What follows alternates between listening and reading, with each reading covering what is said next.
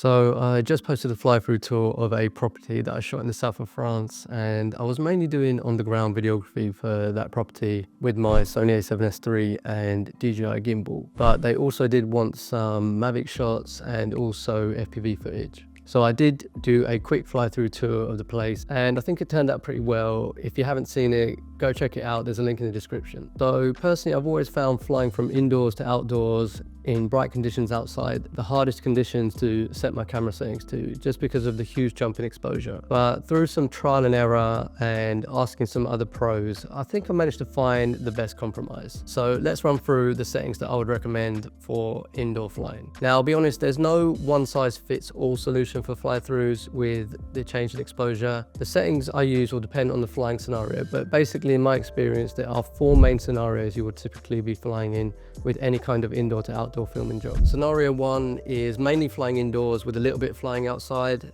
So if you're flying in scenario one, which is mainly indoors, but perhaps you venture out once or twice, then my advice is to keep the ISO to 100 with a max ISO of 800.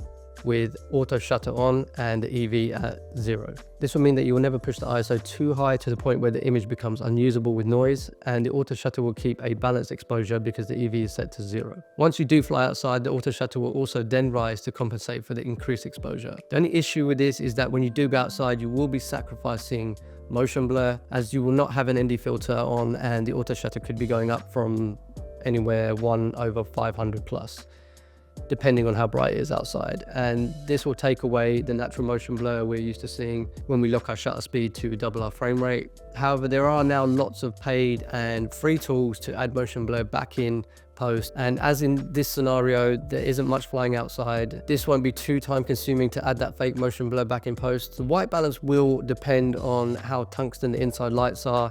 If they are very tungsten-y, yellow and the opposite of the daylight outside, I would use auto white balance here as well. But if the inside light is more of a daylight balance, anything from 4500 Kelvin up, and adjust the outside white balance in post as well. Scenario two, mainly flying outdoors with occasionally flying indoors. For this one, where I might fly through the odd bit of indoor darkened space, I would lock my shutter speed to double my frame rate, so 1/100, because I'm usually shooting in 4K 50p, and use an ND filter to get a good exposure for the bright outside at ISO 100. Also, just as a side note, I use these ND filters from K&F Concept for my DJI Avata 2, and they are really fantastic and really well priced. So just a recommendation. I'll put a link down in the description if you fancy having a look at those.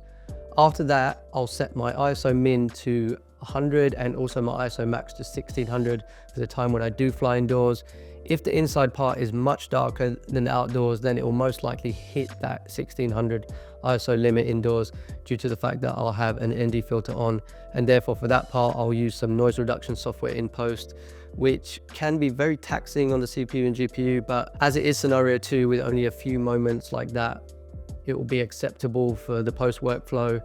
Again, the white balance here I'd most likely set to auto unless the inside light was somewhere close to daylight, in which case I'd go to around 5000 to 5500 Kelvin. Scenario three, an even amount of flying indoors and outdoors. And it's probably the trickiest you can get. And if I'm honest, most of the time I'd favor the settings from scenario one, as I do feel that auto shutter adjustment is pretty good with the Avata cameras and will just reduce the headache of noise reduction in post, as it's more of a headache in my opinion than adding motion blur back into the image. And quite often, if you are doing a slow fly through tour, you might not even notice the motion blur too much. You might not even need it. Scenario four, flying only indoors. So when I know that I'll only be flying indoors without too much change in exposure from room to room, then I'll keep my shutter speed to double my frame rate, which is always good practice. So again, for 4K 50, I'll be 1/100 shutter, and then I'll have the ISO min at 100 and ISO max at 400 with the EV at 0, just to give a bit of wiggle room if the rooms are darker than others.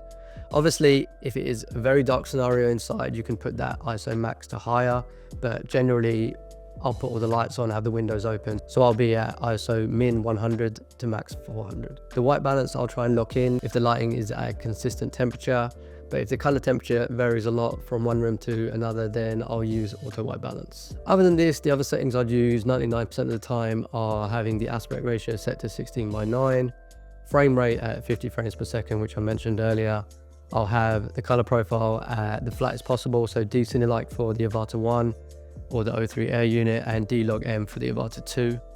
Sharpening down to -2, and I'll always have the field of view at wide and the stabilization off, just so that I can do post-stabilization in gyroflow. Alright guys, I hope this video helped you out.